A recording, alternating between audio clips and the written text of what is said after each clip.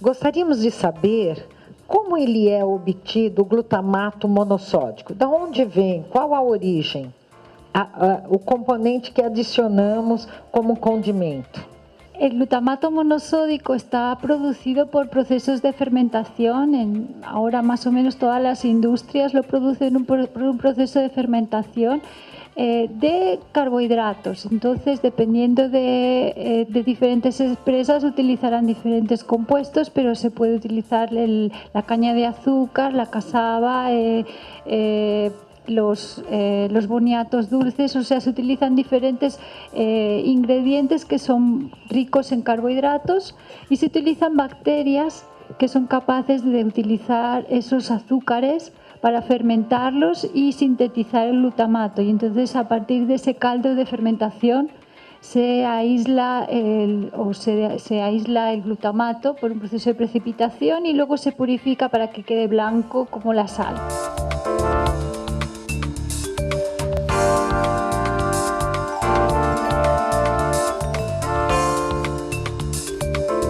A nivel de gusto, 1% es muy elevado. Hay estudios en los que se mira la aceptabilidad del gusto de los alimentos. En sopas, por ejemplo, en diferentes alimentos cambia, pero en sopas es del 0,5%. Y el glutamato monosódico, como la sal, a medida que vas aumentando, la aceptabilidad es menor. Total, que si tú te vas por encima del 1%, la aceptabilidad es muy mala. A ti no te gustaría, no te lo comerías. Lo que hay es unos cálculos, no recomendación, de que aproximadamente un adulto, digamos de 70 kilogramos, podría consumir, digamos, en proteína y en alimentos ricos en glutamato del orden de 10 a 15 gramos, ¿sí? Pero no hay recomendación, que yo sepa, no hay. El metabolismo del glutamato es muy rápido, no se acumula. Lo estás viendo.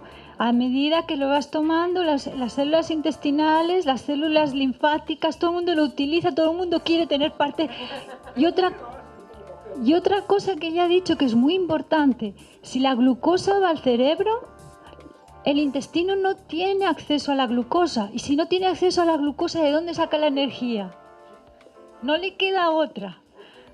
O sea que no hay un acúmulo. Entonces, en un día, si tú en la mañana has tomado el 0,5% y luego tomas el 0,8% y luego el 0,3%, no pasa nada.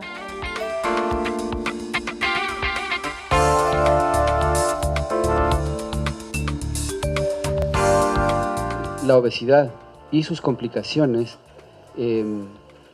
son complejas. Tiene un componente genético importante, como sabemos, ¿no es cierto?, pero también tiene un componente ambiental, medioambiental.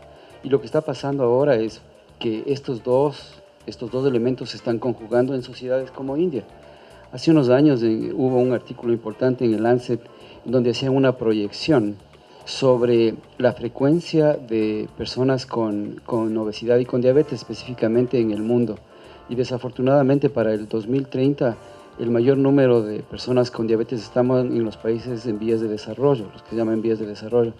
Y el crecimiento, la incidencia de esto es más alto en nuestros países, desafortunadamente.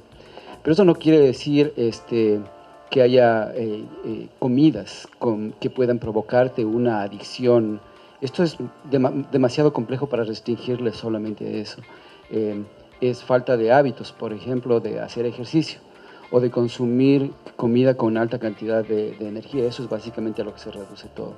Entonces, eso debemos tener en mente. Sería súper fácil identificar algo que diga que esto es una causa de obesidad o de diabetes. La cura sería mucho más fácil.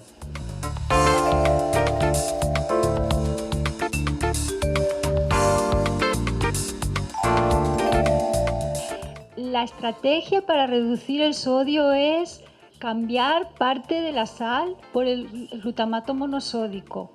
Y ahí tú tienes que hacer una receta nueva, tienes que trabajar la receta desde cero. Tienes que empezar tu comida desde cero, quitarle parte de la sal y ponerle un poquito de glutamato monosódico simplemente para incrementar la aceptabilidad del gusto del plato.